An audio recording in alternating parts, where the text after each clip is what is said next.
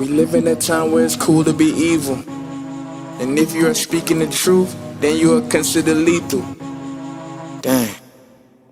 Please do not let them deceive you. The Most High is coming back soon with vengeance and wrath for the evil. I do not care if they kill me. You see, 'cause my soul is immortal. The money and gold not important. The Most High restoring the order. I pray for your sons and your daughter. For real. Hey, what's good, fam? So today I'm just gonna go over kind of a general overview of how to get started with looking into who the descendants of the slave trade are, and how do we know that. I'm not going to get deep into it, but if I'll get into some other people that have gone into this. I've written a whole series on this, so I do think it's important though to I'm just going to hit some of the basics today, because I was talking with my aunt yesterday. We do study sometimes, and she brought up a really good point. If somebody has not heard about any of this, isn't in the circles, how do you talk to them and get them started about these things? So I thought that was a really good thought. So I'm just gonna do a hopefully very short video on this today. So I'm gonna start with some maps, and then we'll get into some journals, and then we'll get into and compare that to scripture. So here, the first few maps I'm going to bring up here are they're from Emmanuel Bowen. So here he lives 1693 to 1767. Let's see. Okay, so he was a cartographer.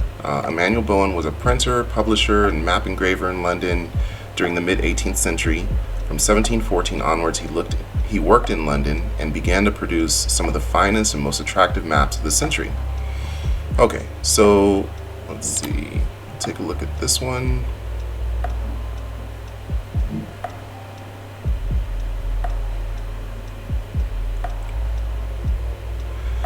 Okay, so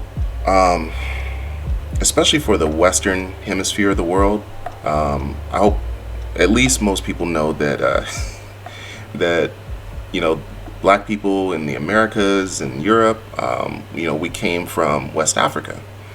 Okay, so we're gonna take a look at in this area. Hopefully, oh, okay, there it goes. Okay, so here we have let's see. This is considered Negro land. Here's Guinea, Upper Guinea here. Here's the Tooth Coast. Here's the Gold Coast. Here is the Slave Coast. And on the Slave Coast, it says Ouida here, Judah. It also says the Kingdom of Judah. Literally on the Slave Coast. Let me see. So this is this is from Emmanuel Bowen, and this is a map from 1747. Okay. All right. So let's take another look. So here's another map by him around that time, and we're gonna look at the same area. Okay. So this is the same map, based off of the writing of it. Okay, let's take a look at this one. Okay, so this is Negro land still, right? Guinea. And then here's the Slave Coast, Gold Coast, Tooth Coast, Grain Coast. Here's Ouida. Okay, on the Slave Coast. And again, this is mid 1700s. This is the same cartographer.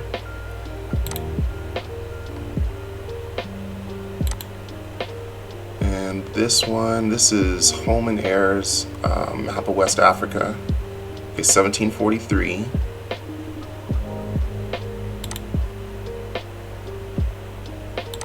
I just thought about this right now, but I can I'll go back and add these links into the description. Okay, so again, here's Guinea. All right, so here's Guinea, right? And then when we zoom in, there's Judah. Again, same area. Here's Popo. Okay. So there's definitely consistency, and right where the slave coast was is this kingdom of Judah. So clearly, we're a nation of people that were taken, right? And it says that this is Judah, but does that mean that this is the same Judah that the Hebrew tribe? So, or I guess the house of Judah. But anyway, I'm not going to get into semantics right now. So let's take a look. Oh, do I have one more? Oh, okay, I guess we can look at this one too if you guys want. I think this is the first one that we looked at. Okay, cool. Yeah, we saw this one. So I'll add that link in too. But this is from my website, and so these are portions from journals that I was looking through when I was initially doing my research. So this is page 187 from El Hajj Abdi Salam Shabini, collected and formatted by James Gray Jackson, an account of Timbuktu and Hausa, 1820. So it says, page 187, Yaudi, a place of great trade. This place is reported to be inhabited by one of the lost tribes of Israel, possibly an immigration from the tribe of Judah. Yahuda in African Arabic signifies Judah. Yahudi signifies Jew. It is not impossible that many of the lost tribes of Israel may be found dispersed in the interior regions of Africa. When we shall become better acquainted with that continent, it is certain that some of the nations that possessed the country eastward of Palestine, when the Israelites were a favored nation, have immigrated to Africa. Okay, so this explorer ran into Jews in the area, that we were looking at. Okay, so this is from Elissi Reclus, The Earth and Its Inhabitants, West Africa, 1892. So, okay, so it's about 70 years later for this writing, but east of Great Popo, okay, and then, we saw that, right? Here's Popo, Popo Major and Popo Minor. So east of Popo begins the Dahomey territory, guarded by the important town of Glewe, known to Europeans by the various names of Fida, Hevida, Wida, Wida. The old writers called it Judah, and its inhabitants were said to be Jews. Okay, so very consistent. We saw the kingdom of Judah on the slave coast of West Africa. Already, it's like, you think about Judah, you think about the Hebrews, right? The southern kingdom. And here's more consistency with that.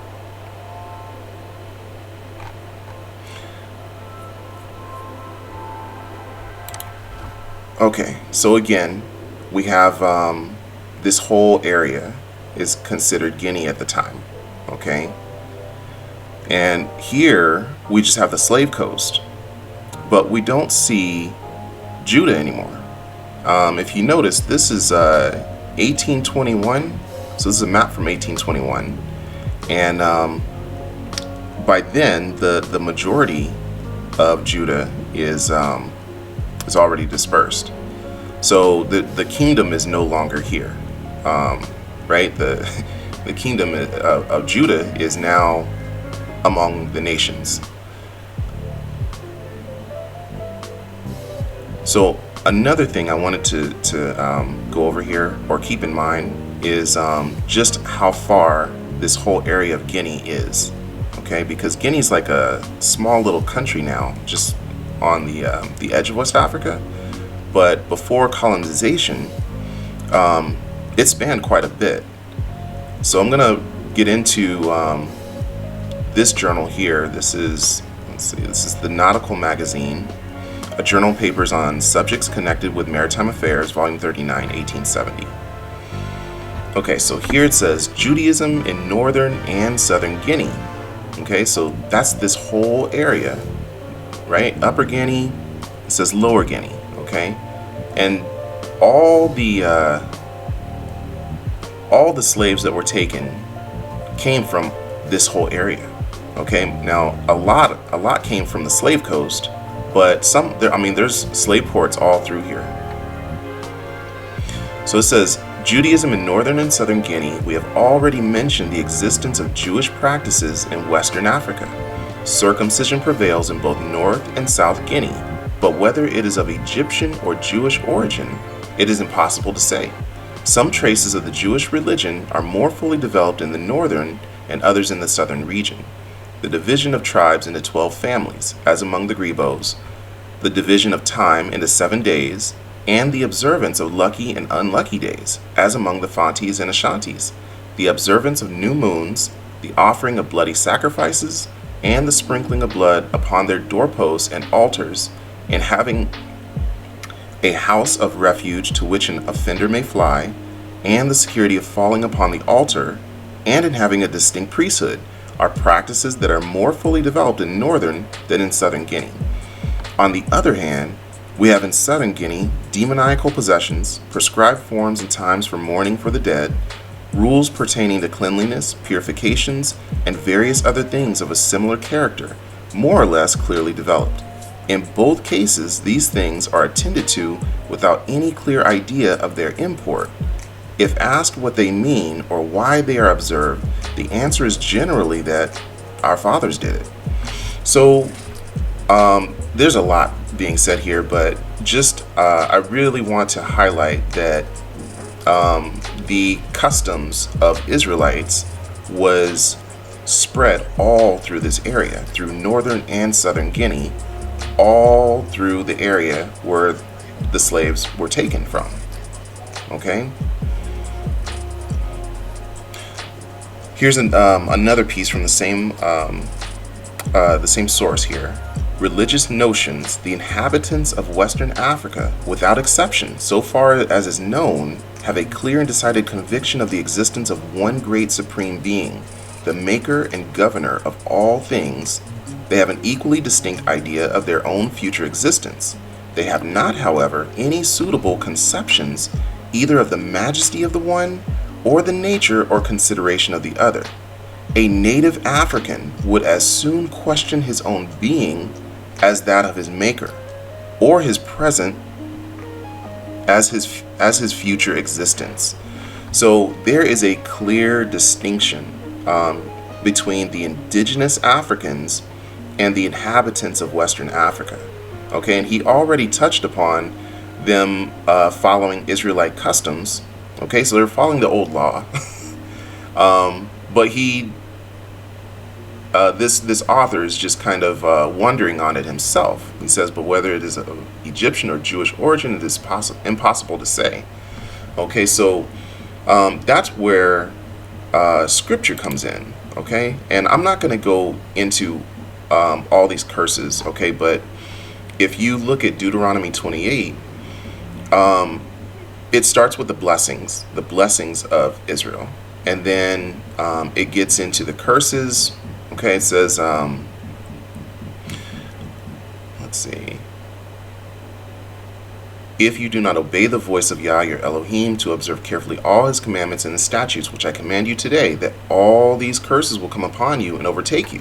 Okay, so that's why Deuteronomy 28 is talked about a lot. If for some who are not aware of why these things come up. Verse 30, you shall betroth a wife, but another man shall lie with her. You shall build a house, but you shall not dwell in it. You shall plant a vineyard, but shall not gather its grapes. Your ox shall be slaughtered before your eyes, but you shall not eat of it. Your donkey shall be violently taken away from before you, and shall not be restored to you. Your sheep shall be given to your enemies, and you shall have no one to rescue them. Your sons and your daughters shall be given to another people, and your eyes shall look and fail with longing for them all day long, and there shall be no strength in your hand. A nation whom you have not known shall eat the fruit of your land, and the produce of your labor, and you shall be only oppressed and crushed continually. So you shall be driven mad because of the sight which your eyes see. Yah will strike you in the knees and on the legs with severe boils which cannot be healed, and from the sole of your foot to the top of your head. Okay, so that lays it out, pretty good right there. But anyway, if you read through these curses, you'll see Deuteronomy 28 predicts the transatlantic slave trade. Okay. There's much more here, and then of course this last bit as well, right? Yah will take you back to Egypt in ships, by the way of which I said to you, you shall never see it again, and there you shall be offered for sale to your enemies as male and female slaves, but no one will buy you. Okay, so it literally says that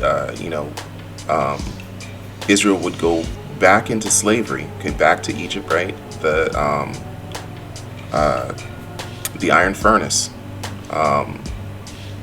the house of bondage in ships. And then when he says, but no one will buy you, remember that the old law, okay, I think it's like Leviticus 25 or something like that, where it goes into how you can free yourself from being a slave. There was a way that you could buy your freedom. So when he says no one will buy you, he's saying that you will go into slavery, and you will not be able to purchase yourself out of this slavery that's gonna happen. Anyway, read through these curses, and you'll see that, and then you can look at it. Let me just check and make sure it's Leviticus 25.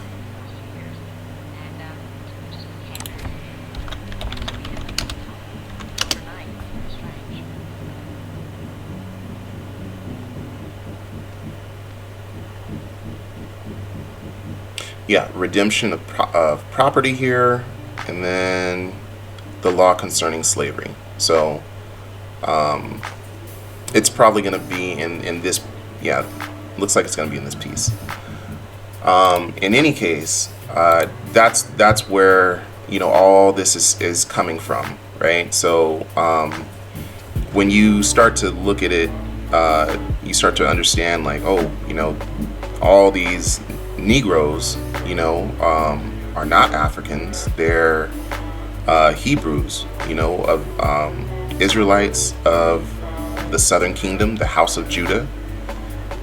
And you start getting into questions like this. What was the kingdom of Judah doing in West Africa? How did they get there?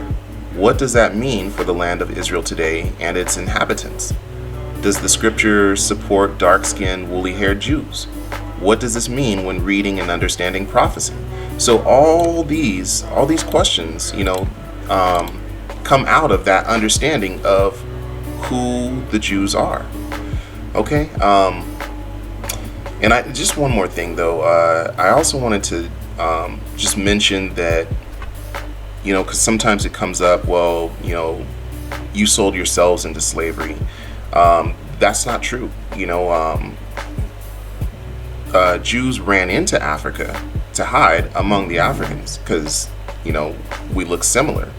But it was, Africans, indigenous Africans, when we use that term, that would be, like the Egyptians, the Ethiopians or the Cushites, Canaan, all those sons of Ham. Okay, so Ham is the father of the Africans. So the Hamites took Hebrews and sold them to the Gentiles, to the Greeks or Europeans. Okay, and all that is recorded in Joel 3. Okay, so Joel 3, 1 through 3 talks about, bringing back the captives notice captives of Judah and Jerusalem. I will also gather all nations and bring them down to the valley of Jehoshaphat. I will enter into judgment with them there. Why? On account of my people, my heritage Israel, whom they have scattered among the nations. Okay? So he's upset of what happened to his people, during the transatlantic slave trade, right? So then he says, they have also divided up my land. They have cast lots for my people, have given a boy as payment for a harlot. Now notice the slavery or slave associations here again. Sold a girl for wine that they may drink. Who did that? Tyre and Sidon and all the coasts of Philistia. Okay, so this is in the land of Canaan. These are Canaanites. Remember, Canaan is a son of Ham. Okay, so he says to these Hamites, let's see, also the people of Judah and the people of Jerusalem you have sold to the Greeks. So he's saying here what we were just talking about, right? That the Hamites sold Judah, right? Sold Israelites to the Gentiles or the Greeks or Europeans, that you may remove them far from their borders. Okay, then he talks about the punishment that's going to come upon the Hamites for what they did, and it talks about the punishment that's going to come upon the Gentiles, which is what we're just beginning to see, that tribulation. So in any way, I hope that clears it up for people that were wondering, just starting to look into these things. Hopefully that gives some sort of direction. Like I said, I have my, you can go to my website anytime.